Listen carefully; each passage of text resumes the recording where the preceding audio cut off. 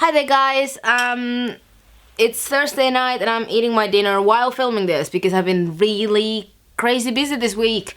School is insane. Marilla doesn't approve of me eating while filming. She wants to have a family dinner every night, which is lovely, but I simply can't do everything. So I'm gonna be eating, sorry about that, and answering your questions. I'm trying to go through all of them, friends. So here we go. We're on the floor, which is apparently my Q&A spot now. So welcome to another Q&A with Anne Shirley. Questions from Tumblr. July Ice asks, "Hi Anne, if you were a flower, what kind of flower would you be?" I love this question. I think I would probably be a violet. I mean, I love roses, but I feel like roses are the big sisters that I would look up to as a flower. And I love hydrangeas, but I feel like hydrangeas would be like pompous old ladies that were lovely and cheerful, but also kind of amusing in their own self-contentedness. Self-contentedness? How do you say that? Questions from Twitter. Dixie has asked me 3 questions on Twitter. Have you ever watched anyone else's vlogs? If so, which ones did you enjoy? My favorite YouTuber of all time must be Carrie Hope Fletcher. She is so lovely. I love her. She has so much joy inside of her, and she's so caring, and she just I admire her very much. I also like Arden Rose and Cutie Pie Marzia, and a lot of others as well, but those 3 come to mind first. If you could visit any country in the world, where would you go and why? This might be a little bit boring, but I feel like I would really like to go to good old England. Britain.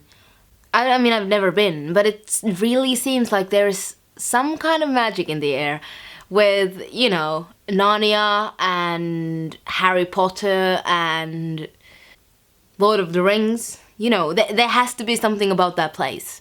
I would love to walk down the cobblestone lanes and look at the old houses. You know, because buildings in Canada, even the old ones, aren't that old. I would really like to go to, not just England, but a lot of European countries and see the really old castles, you know. Really old castles, and I would also like to go to Paris. Either Britain or France, because I would love to see the Palace of Versailles. That would be amazing. Also, I study French in school, so it would be really cool to try out my French skills. And another question from Dixie as well. Number 1, who is your favorite heroine in a book? And number 2, which do you prefer, dragons or unicorns? My favorite heroine in a book is, I feel like I'm repeating myself because I had a really similar question in the last Q&A, but I have to say either Mina from My Name is Mina or Elizabeth Bennet from almost said Lord of the Rings. Elizabeth Bennet from Pride and Prejudice. Which do I prefer, unicorns or dragons? Well, hear me out here. Unicorns are beautiful and magical and so serene. I feel like every time someone sees a unicorn, there has to be some sort of violin music or flutes playing in the background, or harp music maybe, something very serene and magical, and there must be dew flying in the air, and it just has to be a quiet, beautiful moment. Whereas dragons have something scary about them. They are potentially dangerous, and they could hurt you, but they also have fire inside of them, and adventure. And whenever you would encounter a dragon, the background music would be filled with horns and drums, and they can sleep. But when they sleep like a sleeping volcano, ready to attack at any moment. And even though serene beauty is wonderful, and I am sure unicorns are one of the greatest things in the world, or would be if they existed. There is something exciting about dragons that I really like. So it's really a tough question, but I think I'm gonna have to say dragons. Do you guys like blue cheese? Oh, sorry, I'm talking with food in my mouth. Because I really like blue cheese. And finally, questions from YouTube. Griffin Raynor asks, where or when do you write? Do you need quiet or noise or a medium between the two? What do you write with? How do you motivate yourself to write? Because I don't really have deadlines with writing, because I'm not an actual writer. I don't really motivate myself with anything. I just write when I feel like it, or if I have a school essay to write. Usually the time between when the task is given and the due date is quite short. So I usually get myself up to a hype because I come up with an idea and I really want to write it down. So I end up writing my essays during the first few days. Especially if you get to write stories and stuff. So I don't really have any tips to how to motivate yourself. I just usually get so excited I can't stop writing until I'm finished. What comes to when do I like to write or where? Whenever I feel like it. And my favorite places to write are beautiful and inspiring places. Places with scope for the imagination. Like forests. Or in our garden. There is a little stream in our garden. And I feel like it chats to me when I sit next to it. And I just listen to it babble, kind of, and write things. I also like to write in my room. There is a cherry tree right outside of my window. I just watch as it dances in the wind and write things. But now that it's winter and it's cold and there are no blossoms in the cherry tree, I often sit in the living room and look at the fire, because the fire is very alive. And I guess when I get really inspired, I can write like everywhere, anywhere, in any situation if I get really inspired. But for the most part, I prefer an environment with scope for the imagination, with just a little bit of noise, like I said, the house squeaking, the fire crackling, the river babbling, things like that. I don't have a huge problem with being in a loud place most of the time, but because I get so into it, I get so into the images. I can daydream anywhere, but the most optimal place is a semi-quiet one, I guess. And what do I write with? I prefer to write by hand 100%. It has to be a pencil. Not a mechanic one, but a real pencil that is just the right kind. I mean, it doesn't have to be, but for some kind of text, it needs to be. If you want to write something funny and lighthearted, it can be. It doesn't really matter. But if you want to write something serious, or romantic, or passionate, you can't do it with a pencil that squeaks, or a pencil that is too short, or that is too long, or keeps snapping all the time. You have to have a perfect pencil. I can also write with the computer, but I really prefer to write in things like my notebooks. I have a lot of notebooks, and I also have different notebooks for different occasions. I have notebooks for poems, notebooks for dramatic stories, notebooks for light-hearted little funny things. I just love my stationery, really. My name is not Maya asks, I wonder if your name really is not Maya or if your name is Maya and that's a joke. But anyway, she or they asks, what is your favorite thing about vlogging? I feel like my favorite thing about vlogging is just that it's a really easy form of self-expression. I mean, I have all of these thoughts inside of my brain, and I just want to get them out, and Marilla is not the best listener at all times. So I feel like I really get to tell you guys, not just the camera, but you guys who answer me and comment on my videos and make my days better. I get to tell you about all of the things that I have stuck inside my brain. It means a lot to me. That's probably my favorite part. Elf Friend 2009 asks, Anne, we know how you feel about a certain Mr. Really? Okay, whatever.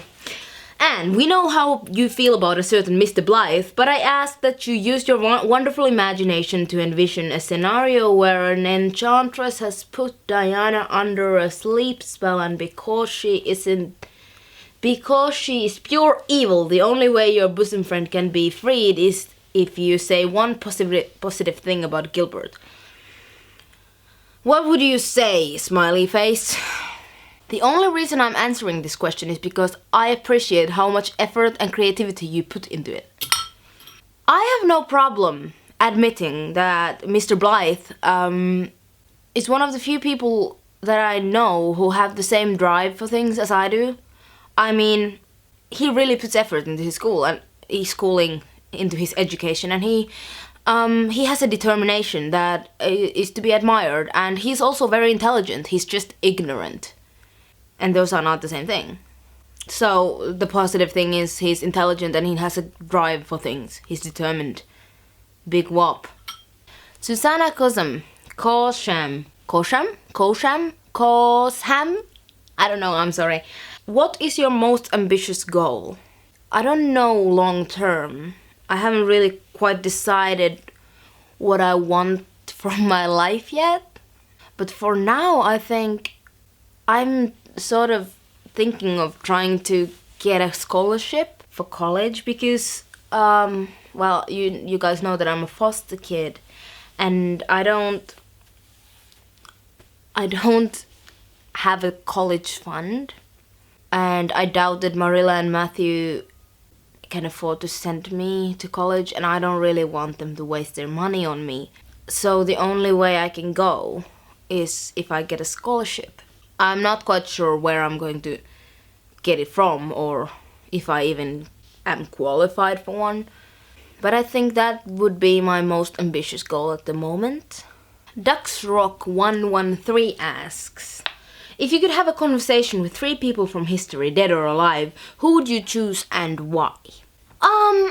Well, one of them would have to be Nelson Mandela. Because he is one of the biggest inspirations for me personally. And I think I would love to talk to Jane Austen. Again, feeling like I'm repeating myself, but I feel like I would really like to have an interesting conversation about feminism with her.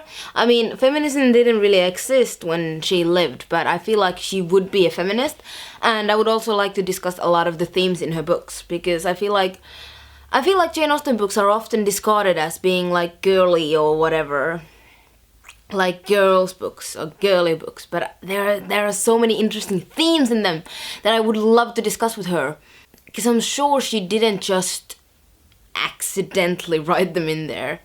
It would be a cool discussion. And the third one would be Miss Daisy recently borrowed me some Nina Simone CDs, and I've been listening to her music quite a bit lately, and she seems like a person that I would really like to have a chat with.